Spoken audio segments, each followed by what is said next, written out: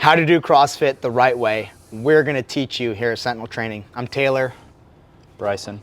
Awesome. We're gonna start with what makes CrossFit different and why should you be doing it. CrossFit is a training methodology, the first training methodology to define fitness and to give you something that is measurable and repeatable. If you can measure it and you can repeat it, you can improve it.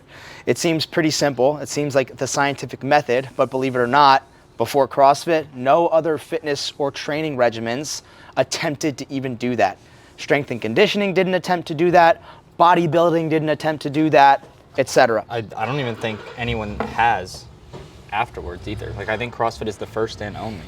Yeah, to define general fitness in a sense. Yeah, it's everyone else treats it as a subjective thing. There are sports that are measurable and repeatable Right. and therefore improvable, such as running, but that's not a fitness regimen. It's not a training methodology, just running. And when you define fitness, because you could define fitness as your ability to run, but it would be a very incomplete fitness. Right. And we'll get into what that means, what incomplete and what complete fitness means.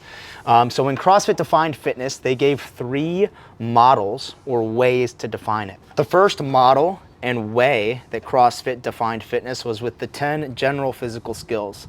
And essentially what this means is there are 10 domains or 10 skills you could possess physically as a human being, and your ability across all 10 of these defines your fitness or lack thereof. And these 10 general physical skills are cardiovascular endurance, strength, speed, power, flexibility, stamina, coordination, agility, accuracy, balance. And there's a spectrum where the first 3 of these fall into training, the middle 3 fall into training and practice, and the last 3 or 4 fall just into practice. So essentially, agility, accuracy, balance is going to be best improved with practice, whereas cardiovascular endurance, strength, and speed are going to be best improved with training. And then some of those in the middle, power, flexibility, stamina, those can be trained with practice and training, or a blend. The second model to define fitness is the hopper model. And that is essentially if you put 100 tasks in a bucket or a hopper and you rotated the hopper and you dropped one out, the person who could perform best at whatever comes out of the hopper is essentially the fittest. So if you have 100 items in there, say you have a 1 mile run for time, a 1 rep max bench press, a 2K row, 30 muscle ups, 1K row, 30 handstand push-ups. You have climb a rock wall, speed climb a rock wall, bike 2 miles. All of these things come out and you have 10 different people. The person who performs best across all of these exercises, across all of these tests, is the fittest. I think across all of them is an important It's very key. The distinction. person who performs best across all of them, right? So if you have a marathon runner, they're potentially going to run the mile the fastest, even though that's not their event. Top marathon runners run sub 5-minute miles for 26 miles. You put that guy up against, a decathlete, maybe the marathon runner beats them, but the marathon runner can't jump more than 3 feet in a broad jump, or they can't row a 2K as fast as a stronger guy, or they're not going to deadlift their body weight. They're not going to be able to deadlift their body weight. Across all of these things that may come out of the hopper, the person who does best across all is going to be the fittest. Then the third model CrossFit uses to define fitness is your ability in each of the 3 metabolic pathways or energy systems, and that's the phosphocreatine pathway or the phosphagen pathway, the glycolytic pathway, and then the oxidative pathway. A lot of people, when learning about these, almost initially begin to see them as you're either operating in phosphocreatine or phosphagen or glycolytic or oxidative. And in reality, it's a really blended spectrum where if you perform a 1 rep max power clean, predominantly you're going to be using ATP in the phosphocreatine pathway. But if you then do 30 power cleans for time at a moderate weight, you're somewhere between phosphocreatine, glycolytic, maybe some oxidative pathway. Then if you run a marathon, that first 400 meters, you're running really fast. You're going to use that ATP and phosphocreatine pathway, but then the rest of your 25.6 miles is going to be the oxidative pathway, which is using mostly oxygen. Your ability or your fitness or your capacity across each of the 3 metabolic pathways defines fitness or lack thereof, etc. So those 3 models, the 10 general physical skills, the hopper model, and your 3 metabolic pathways. And if you're measuring people kind of with each of these 3 methods in mind, it's CrossFit's belief, and it is definitely my belief, that that is the fittest person, the person who is best across all 10 general physical skills, the person who performs best with 10 or 5 different events drawn out of the hopper, and the person who is fittest across all 3 energy systems or metabolic pathways. I think it's important too. It's not just something that CrossFit made up. CrossFit didn't happen first, and then we were like, oh, this is the way to be the fittest. The definition of fitness came first, and that's what made CrossFit. Right. Greg, if CrossFit disappeared tomorrow and then someone tried to define fitness again, a training methodology would come and look exactly like CrossFit, right, even if everyone forgot about it. Right. And when defining fitness, Greg and CrossFit use the phrase or term work capacity across broad time and modal domains. So your ability to do work across a broad range of timed events, 1 minute sprint, 2 hour marathon, and then gymnastic, weightlifting, monostructural elements, fitness domains. Your ability to perform work across just a huge range of those things. The person who can run the 400 meter and the marathon and do 30 muscle ups and a 1 rep max clean and a 1 rep max snatch as best across all of those is better than the person who excels at one but can't do another. So work capacity across broad time and modal domains. And work capacity is defined as, or the formula for finding work capacity is force multiplied by distance, then divided by time. So you have a formula. If you do a workout, say it's 30 clean and jerks, you measure the weight for your force, you measure the distance for where the bar starts and then where the bar finishes overhead, and then you divide that by how long it took you, and then you have your work capacity, which is pretty cool. And that's CrossFit using the scientific method to define and measure fitness, which again, no one had done before. And this is why CrossFit was so revolutionary. That is what CrossFit is. That's what makes CrossFit different than any other fitness methodology.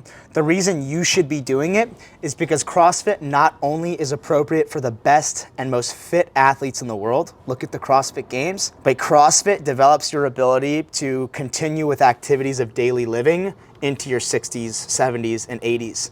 And I think something Bryson said earlier was, if your ability to snatch 100 pounds versus 50 pounds is gonna increase your ability to catch yourself if you trip over a curb when you're 70 years old. That's why CrossFit is applicable and even critical for someone who's aging. And I think too, that's why a squat snatch, someone might say, that's not a functional movement. When would you ever replicate that in life? But if you're improving your ability to do a heavy squat snatch, you're improving your coordination, balance, agility, accuracy, strength, speed, power, all those things. And those things are going to translate to, like I said, like tripping on a curb and catching yourself, as opposed to tripping on a curb and not being able to catch yourself, falling, hurting yourself. All those things are extremely important and functional when you're thinking about the 10 general physical skills. Yeah, absolutely. Another great one is, how is a sumo deadlift high pull functional? Well, think about loading something into a back of a truck. It's at about chest height. You're picking something up off the ground, pulling it up and putting it in the back of a truck. All of the movements we do in CrossFit are functional. And that's what we'll get into next, and that is what specifically is CrossFit. So we now have what makes CrossFit different, and that's the fact that they defined fitness. They gave you a way to define it, a way to measure it, so that you could repeat it and increase it and improve upon it. And to know what you're doing. CrossFit specifically, CrossFit is not the definition of fitness, but CrossFit is the best way to improve fitness using the definition that Greg Glassman created. So what is CrossFit? If you take your level 1 or seminar course, you're gonna learn that CrossFit is constantly varied, functional movements performed at high intensity. So we'll start with the first piece. Constantly varied. That means you're doing something different every day. It's not this regimented linear progression cycle of Wendler 531. If you're only doing Wendler 531, or you're only going to the gym and you're doing a back and bi day and a quad and hamstring day, etc. through the week, you're only getting better in those areas. And over a period of time, your body stops having, the margin of returns become less and less and less, because your body gets more used to it and more used to it and more used to it. What you'll experience if you go to a CrossFit affiliate or if you follow CrossFit programming is you'll do something like 1 mile run into 30 clean and jerks as a workout. And then the next day, they might tell you to practice seated legless rope climbs for 30 minutes. And then the next day, it might be swim 2 miles. And so each of those things are so vastly different from one another. And by continuing to do those things with intentional, deliberate variance, you're going to experience the most adaptation, and your body's never going to get used to a certain thing. And so your margin of returns are way greater than any other fitness modality. So constantly varied, that's what that means. Functional movements are things that are replicated by activities you do in everyday life. Typically, they're core to extremity, which means you initiate the movement through the core, and then the movement continues through the extremity. Think about a power clean from the floor. You initiate the movement with your hips and posterior chain, and then you extend the hips, you follow through with the elbows, extremities, etc. Or think about maybe a push press. The barbell rests on the shoulders. You initiate the dip and drive by sitting the hips back and down. You extend through the hips, which is your core, and then you finish with the extremities. So core to extremity movement, it's typically full range of motion about the joints. Typically requires posterior chain engagement, which means using the backside of your body. Typically requires midline stabilization, which means bracing through the core and keeping a neutral spine. All of these things that you'd be required to do in life. Running, you need midline stabilization. Picking up a bag of mulch off the ground, you need midline stabilization, unless you want to throw your back out.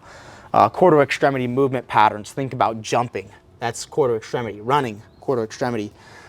Anything that involves hip extension, core to extremity. Even hiking up a steep trail, the incline of the hill that you're walking up isn't going to change based on if you squat, you know, only halfway down in the gym. You need to be training that full range of motion. Stepping up to a ledge, a tall ledge, squatting up off the toilet, standing up out of a chair, getting up off the ground, a burpee, pulling yourself up and over an object, a pull-up.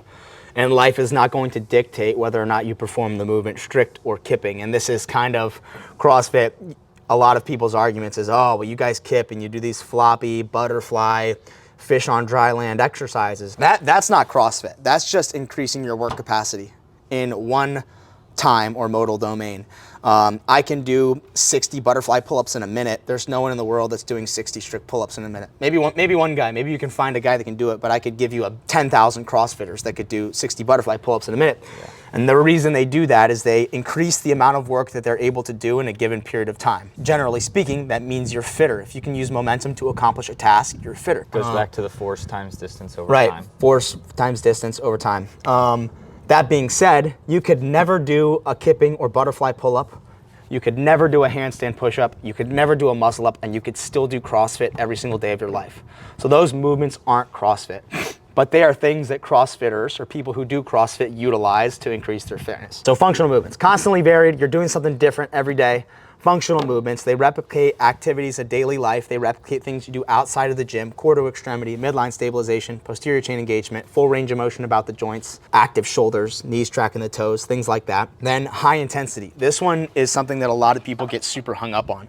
They're like, oh, high intensity means you're going all out every day. You can't do that. You're gonna get hurt. And I just put my head in my hand. I'm like, you're an idiot. Intensity is relative. Intensity is relative. The effort that I put in a 1 mile run looks a whole lot different than the effort Brenda or Sarah, who are both members at our affiliate that are over 75 years old, are going to put in a 1 mile run.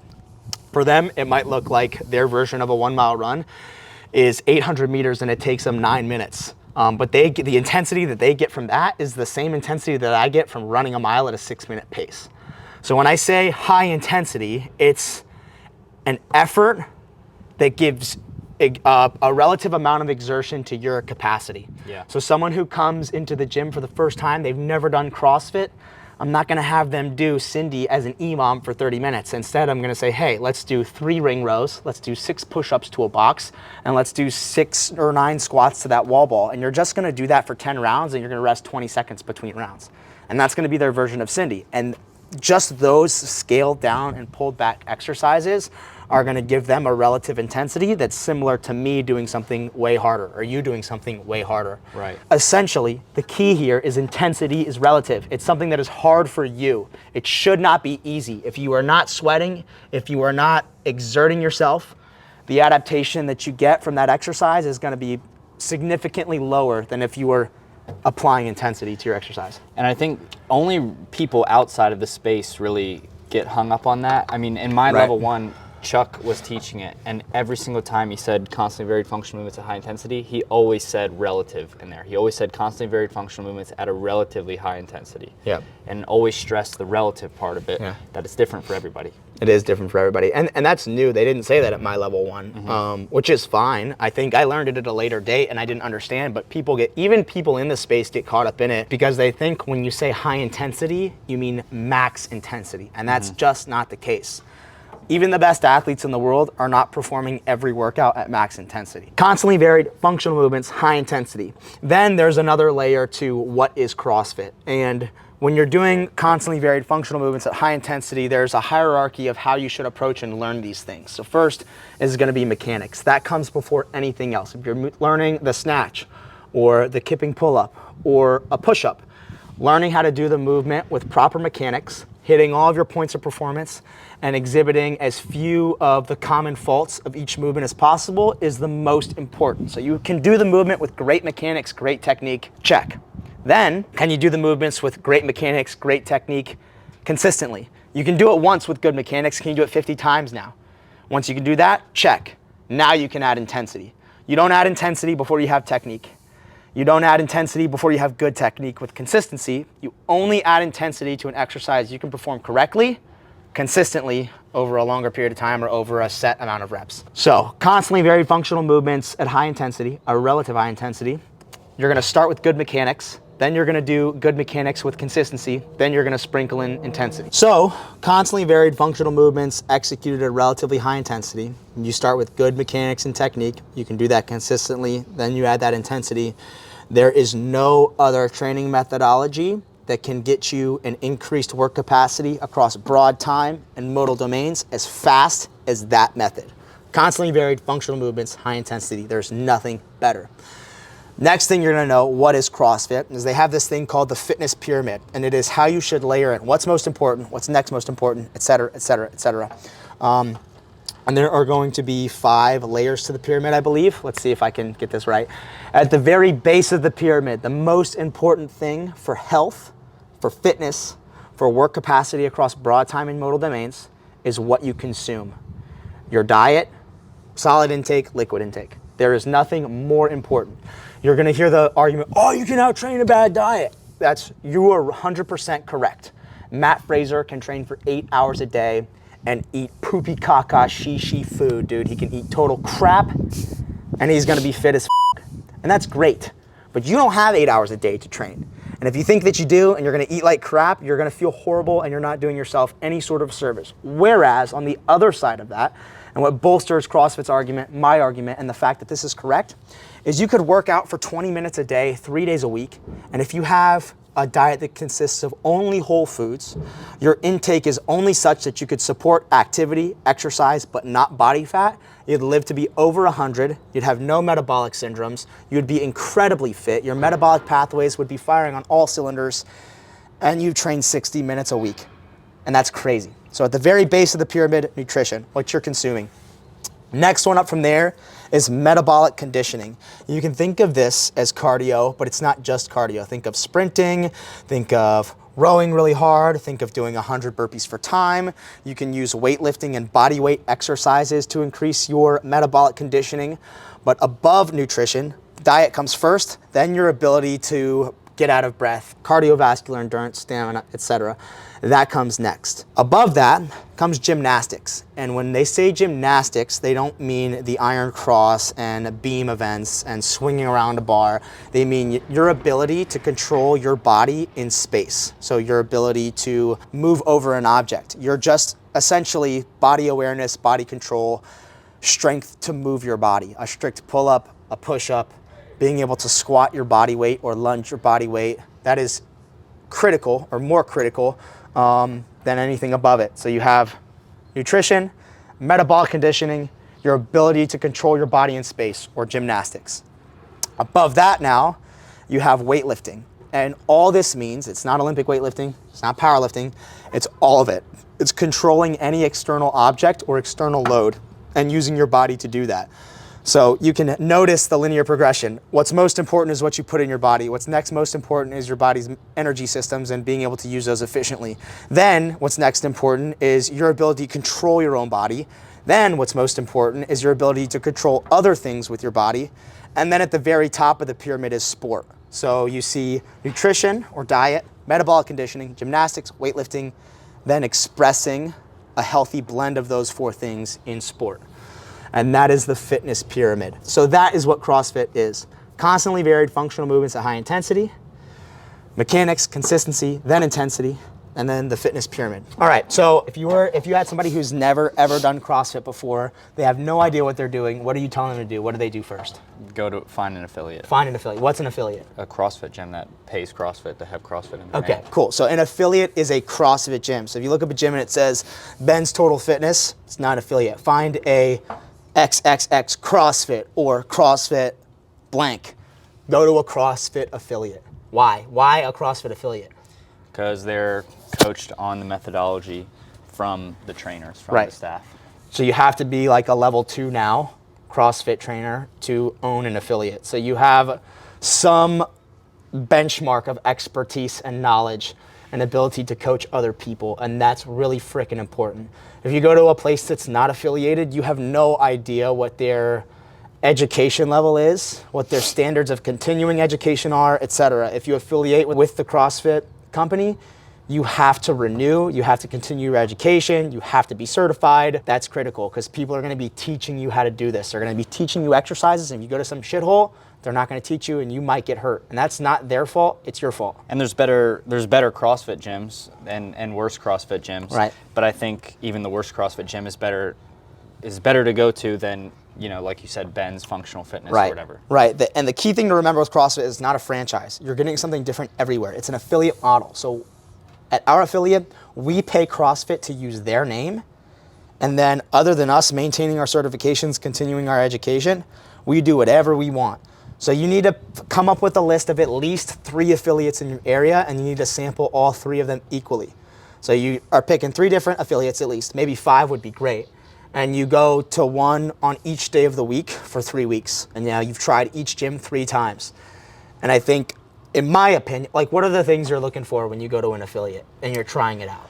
I think like very first day, like when you walk in, a coach comes up to you and knows that you're a new face and introduces themselves, or they figure out if you've done CrossFit before, how new you are to it. If you are new to it, they make you feel comfortable and they're like, listen, like we're gonna go through everything, make you feel comfortable and not scared to do whatever they're doing that day. Whether it's a 1 mile run or Grace, 30 clean and jerks for time. So that's kind of blends coaching and community. I put coaching and expertise first. It's hard to feel what that's like as your first time. That's why you're gonna try different places out for a few weeks, so that as you go to a few places, you're gonna be like, oh wow, this guy, it's obvious this dude or this lady knows way more than them. So I can scratch them off the list. But coaching and expertise, I think, comes first along with community. Then you're gonna look at the facility. So first, coaching and expertise, then community, then facility. I think being welcomed is huge. Feeling at home is huge. One of the other great aspects of CrossFit is when you go to an affiliate and you're taking group classes, you form a connection with the people that you're doing hard things with. And that's a really cool thing. The other great aspect of that is watching somebody else go really fast is gonna drive you to try harder, and that's going to increase your adaptation. I think everyone has experienced the going to a Globo gym, I don't feel like doing this, going through the motions, and guess what? You're not getting fitter at all by just going through the motions. The next thing we would recommend above all else is 3 days of workouts, 1 day of rest. That's what CrossFit prescribes. That's the ideal model for maintaining intensity and recovering, but it's not always perfect with the classic American 5-day work week, 2-day weekend schedule. So what we also recommend is doing Monday, Tuesday, Wednesday, rest Thursday, Friday, Saturday, rest Sunday. And that works really well. I think that works. Agreed. Yeah. Yeah, so 3 on, 1 off, 2 on, 1 off, 3 on, 1 off, 2 on, 1 off. Next thing, so you're gonna find an affiliate, you're gonna find several, you're gonna try them out, you're gonna work out 3 days in a row, then you're gonna rest. You're going to rest on the 4th day. Then you're gonna work out 2 days in a row, and then you're gonna rest on the 3rd day, etc. You need to pick your rest days. Don't ever let your rest days pick you. That's when you get into a bad cycle. Yeah. You need to clean up your intake. Your food has to be a priority. What you're putting in your body is so freaking critical. You can't just go to the gym and expect the weight to fall off because you just started working out 3 times a week, but you're still eating Ben and Jerry's every night and drinking Dr. Pepper. It's just not gonna work. Even if your goal isn't to take weight off and you wanna improve your body composition or just improve your work capacity, you know, your intensity is going to be dictated by what you put in your body the last week of your life. 100%. And if you want that to be consistent, the intake has to be consistent. So you're going to find 3 affiliates that are looking for good coaching and expertise, a strong community, a nice facility. In that order, you're going to clean up your intake, you're going to work out for 3 days, you're going to rest for a day, and you're going to do that for at least 6 to 12 months before you do anything different or extra. Do that well for 6 to 12 months. Then you can think about, okay, I love this, I want to do more of it. Then what do? Now we're getting into what we specialize in at Sentinel Training. And this is an online training methodology or an online training program that is our interpretation of the methodology. When you get into CrossFit, you're going to start to notice how your gym likes to write workouts. You're going to hear about all these other programming companies that are online and you can sign up and you can pay money and they give you workouts every day. And there's one thing that you really need to pay attention to, and that is, are they actually CrossFit? Are they doing CrossFit? 90% of the time, the answer is no. They're not doing constantly varied functional movements. They're getting outside of the realm of doing something different and relying on transfer of skill. Rather, they're falling into the rut and the trap of people telling them they want to see progress, so they're giving them a structured progression. Yes, that allows you to see progress on one thing, but you're missing all of these other things that you're not progressing in by doing that. So you need to make sure that the program that you're going with or a program that you're looking into actually is applying the methodology. At Sentinel Training, we do that better than anyone. All we do are constantly varied functional movements at high intensity, and we do strength progressions. We do strength progressions, but we disguise them. Thinking about similar movement patterns, progressive overload doesn't have to always look like you do 7-5-3 one week and then you do 6-4-2 the next week, a little bit heavier. You can do 7-5-3 on the first week of back squats, and then the next week you are thinking about maybe the total repetitions and intensity of each set, and then you do maybe 6x3 the next week.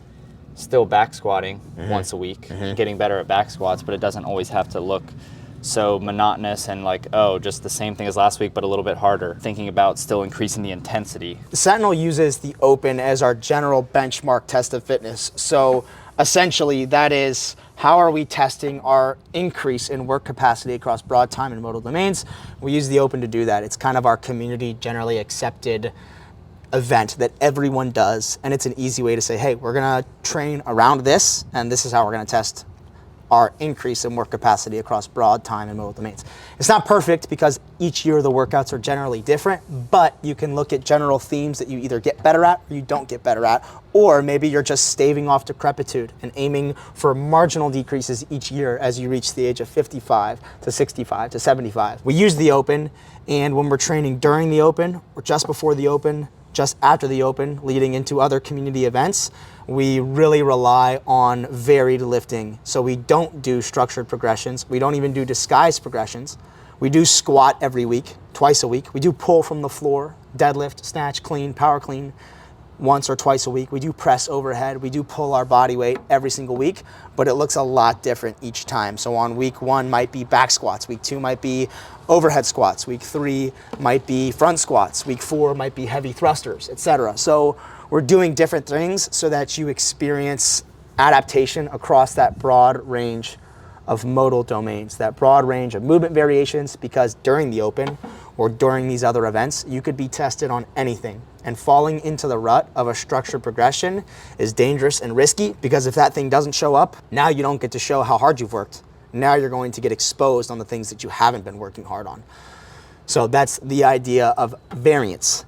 Outside of the open, we typically train with 5-week progressions and a 6th week back off. And like Bryson said, we disguise these to make them as, I guess, different from a structured progression as possible, in the sense that it doesn't feel like the same bland old every week. You're doing something a little different each week, but you're still working on your back squat, or you're still working on your snatch in a particular format.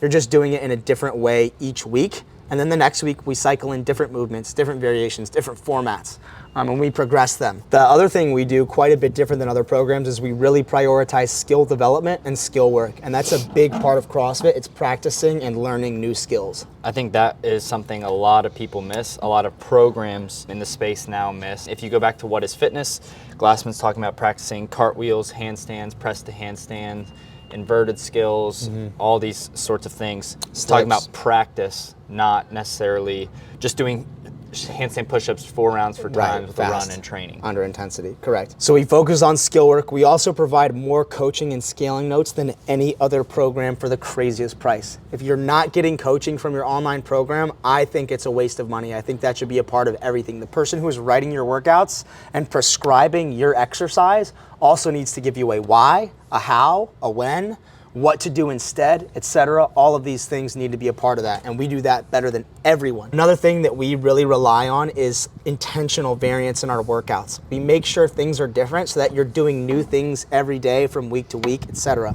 We have a compete track and a 60 track, and the nature of competition or training to compete in the sport of fitness is gonna prescribe almost less variance in the sense where you're doing so much more exercise or so much more volume. You can only do so many different things because you're doing everything so much.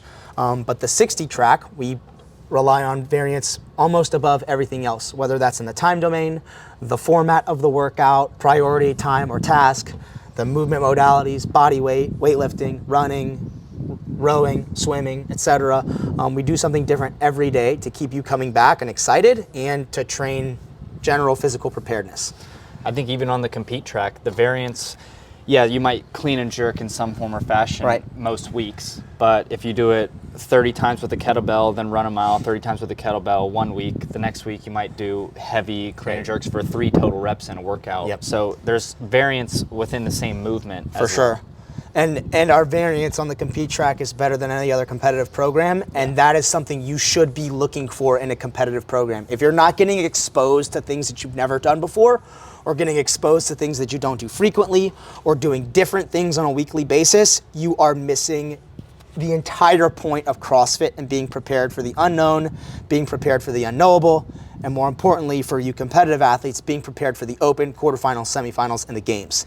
They're not telling you what you're doing all the time. Yes, you can make some assumptions, but that's also a risky and dangerous game too. You need to be prepared for all of it. And something that's extremely important about doing things you've never done before isn't necessarily getting good at that thing that you've never done before, but it's about learning how to do something new and increase your ability to do that within the first time you're doing it and picking it up on the fly. Yeah, so, being athletic, learning something new and being able to adapt quickly, but also doing something you're really bad at or don't do often gives you way more adaptation, and the margin of return is way larger than doing something you do every freaking week. Yep. I think like one of the things that we've done on Sentinel is the cartwheels that everyone loved and was like, I'm so bad at these. But practicing cartwheels in a couple sessions. Balance, agility, coordination. Yeah, if there's a pirouette in quarterfinals or something like that, those people are going to have a different adaptation, learn something different because of those cartwheels. Yep. The other thing is we don't have any junk volume. We prescribe the actual right amount of training. We don't give you too much. We give you just enough to A, either be competitive, or B, be really freaking fit for life. There are a lot of programs that just throw extra at you, throw this on top of this, on top of this, on top of this, and there's not this well thought out blend of everything that you're doing in a day, then everything you're doing in a week, then everything you're doing in that month. It's just too much thrown at you all at once. You can't do it all, so make the decisions on your own so you have no idea what to do. We're different. We give you the minimum effective dose to either go to semifinals on the compete track or be really fit for life and increase your placing in the open in the 60-minute track or the everyday athlete track. And the last thing that we do differently than most other programs is we harp and we emphasize and we prioritize intensity above all else. So when someone signs up and they're like, hey, I want to do the compete track, but this volume's a little intimidating. It's 4 pieces a day. What should I do? I would say, hey, do 60 workout one day. The next day, do the compete strength and 1 workout. And when you can do that and feel good and get a lot of intensity, then on all days of the week, do the compete strength and the first compete workout. Then when you can do that really well, on day 1, compete strength, workout 1, day 2, compete strength, workout 1, workout 2, and rest a day. and get intensity. Intensity is the most important thing. Adding on workouts and doing them half-assed is not giving you anything or any benefit to your fitness. Intensity is really the main driver of adaptation. And yes, that's relative, but it's high. Intensity means hard effort, not I'm doing this workout and it's gonna be easy, I'm not trying that hard. We don't prescribe zone 2 hardly ever because most people have no business wasting time going easy on a bike or a run for 2 hours when they can't go really freaking hard and fast for 10 minutes consistently. So, a couple of things we've talked about are what is CrossFit, what makes it different, how to do it the right way, and that's going to an affiliate if you've never done it before, learning the movements, getting coached, 3 on, 1 off, cleaning up your diet. And when you start to follow an online program or a competitive program, or if that's something you're interested in doing, you're interested in training out of your garage and following an online blog, find a program that gives you the methodology, that prescribes the methodology, and that gives you a unique and interesting and fun interpretation of the methodology. At Sentinel Training, we do that better than anyone else. We do CrossFit the right way. You should too.